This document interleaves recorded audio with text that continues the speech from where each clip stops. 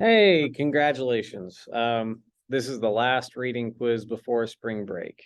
So you've got that to look forward to. Um, so all of this week, we've been learning about all of the stuff behind me, things that are going to impact the United States going into the Civil War. We've got President Jackson using his vetoes. We've got the abolitionist movement. We've got the cotton industry beginning to explode. The United States is definitely expanding all across uh, what will all eventually become the United States of America. And, you think about this stuff happening one step after another. And considering where we started this week, when we started really digging into the factors building up to the Civil War, we started learning about Andrew Jackson. Andrew Jackson doesn't become president until 1828. And there was a major event that happened right before he became president in 1820. It's a little event called the Missouri Compromise, which is what your reading quiz or the reading aspect of the quiz is all about. You should have this article in front of you right now. I love maps, especially this map from 1850, which is going to be 30 years before, 30 years after, I should say, the Missouri Compromise. The Missouri Compromise, like if you Googled this, you'd find that it was a compromise between people who wanted slaves, slave states, and people who wanted not to have slavery around, free states, slave and free. Missouri was admitted to the Union. Missouri is right here, if you can see my mouse. Missouri was admitted to the Union or United States at the same time as Maine was admitted to the Union or the United States. Maine, for a long time, was a part of Massachusetts, and Missouri is a chunk of land that was gained from the Louisiana Purchase. And you can kind of see it in here where the Louisiana Purchase came from. It's like right in there. Either way, the red is free states. You see California in there. We'll learn about that next week. Yesterday, you learned about the Mexican-American War. You'll learn about how Texas was a part of that. But it's a fun map to see the split. And the fun thing is, or fun for me because I love the history, is that just by looking at this map, it looks like slave states are getting a lot more power. Just by looking at it, they have a huge chunk of Texas. They are dipping up into the northern parts with Missouri there. So if you are an abolitionist, you look at this map in 1850 and you're freaking out because you're like, we thought slavery was going to end. The people who created the Constitution thought slavery was eventually just going to peter out because the Constitution was made by a lot of people from northern states. They already didn't need slaves when the Constitution was made. And now look at this. In 1850, slavery is definitely getting bigger and bigger. Are there a lot of people in these slave states? Not necessarily, because again, as people extend from over here on the East Coast out west, there's still going to be a lot of people in here. But as people expand and move, look at that. They're taking their way of life with them. California is not a slave state, but Texas is, and Missouri is. Maine is not. And the Missouri Compromise, and reading about this is extremely important because this is an opportunity for compromise. Slave states get their way, free states get their way. Obviously, the compromise didn't last that long because if this was in 1820, 40 years later, the United States is going to be ripped apart in the Civil War. So with that being said, there's a little bit of history there. Let's dig into it. The Missouri Compromise and enslavement in the Western United States. Most white Americans agreed that Western expansion was crucial to the growth of the United States as a nation. The question was what should be done about enslavement in the West. Huge numbers of enslaved people had been forcibly moved to the new Western territories. Enslavement became a pressing issue. At the Constitutional Convention in 1787, the founding fathers sought to balance the interests of enslaving and free states. Their compromise sacrificed the rights of Black Americans in favor of a stronger union among the states. The issue exploded once more in 1819 when Missouri petitioned to join the United States as an enslaving state. Balance between free and enslaving states. In 1819, the nation contained 11 free and 11 enslaving states. Each state got 2 senators in Congress, so free and enslaving states had an equal number of senators, which created a balance in the United States Senate.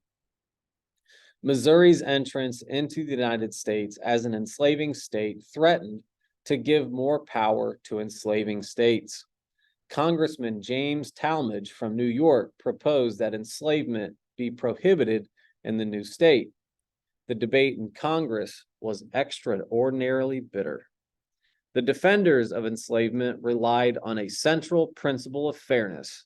How could Congress deny a new state the right to decide for itself whether or not to allow enslavement? If Congress controlled the decision, then any new states would have fewer rights than the original ones. Henry Clay, a leading congressman, played a crucial role in negotiating a 2-part solution known as the Missouri Compromise. First, Missouri would be admitted to the Union as an enslavement state, but it would be balanced by the admission of Maine, a free state, which had long wanted to be separated from Massachusetts. Second, enslavement was to be excluded from all new states in the Louisiana Purchase north of the southern boundary of Missouri. People on both sides of the controversy saw the compromise as deeply flawed. Nevertheless, it lasted for over 30 years until the Kansas-Nebraska Act of 1854 determined that new states north of the boundary could choose enslavement if they wished. So real quick, the southern boundary of Missouri is here. And if you go back to the article where it talks about expansion there, enslavement was to be excluded from all new states in the Louisiana Purchase north of the southern boundary of Missouri. So here is the Louisiana Purchase, following right along my cursor right in there. All new states in the Louisiana Purchase north of the southern boundary of Missouri. So what they're saying here is any state north of this is going to be a free state, which again, this compromise doesn't last long. The momentous question. In the Missouri Compromise, enslaving states were trying to use the principles of democracy and self-determination to justify enslavement. But enslavement went against the American belief in equality. The Missouri crisis exposed an enormously problematic area of American politics that would explode in a civil war. As Thomas Jefferson observed about the Missouri crisis, this momentous question, like a fire bell in the night, awakened and filled me with terror, as he believed the compromise would eventually tear the country apart. Black Americans obviously opposed expanding enslavement in the West. News of opposition to it in Congress circulated widely within enslaved communities. Denmark Vesey was a free Black minister living in Charleston, South Carolina. He quoted the Bible as well as congressional debates over the Missouri issue to denounce enslavement from the pulpit of his Black Methodist Episcopal Church. Along with a key ally named Gullah Jack, Vesey organized a rebellion among enslaved people in 1822 that planned to capture the Charleston arsenal and seize the city long enough for its Black population to escape to the free country of Haiti. The rebellion was betrayed just days before it was supposed to begin. It resulted in the execution of 35 organizers, including Vesey, as well as the destruction of the black church where he preached. Opposition to enslavement grows. With anti-enslavement sentiment building in the North and opposition among Black Americans in the South, enslavers were on the defensive. As one white Charlestonian complained, by the Missouri question, our slaves thought there was a charter of liberties granted them by Congress. Black Americans knew that Southern whites would not end enslavement. However, they recognized the increasing divide between North and South. Their battle over Western expansion could open opportunities for Black people to rebel. The most explosive of these actions was Nat Turner's Virginia slave revolt in 1831. So, as you can see, the cause of the Civil War is a whole lot more than what happened in the 1850s. You can argue that it goes back to the Philadelphia Convention in 1787. You can also argue it goes back all the way to the first slaves that landed in the eventual United States in 1619. That being said, good luck on your reading quiz. Get with me if you did the Ed puzzle and you made corrections when you're done with the reading quiz. And yeah, let's learn about the build up to the Civil War even more next week. Yeah, it's a tough time in our history, but there is no progress without struggle.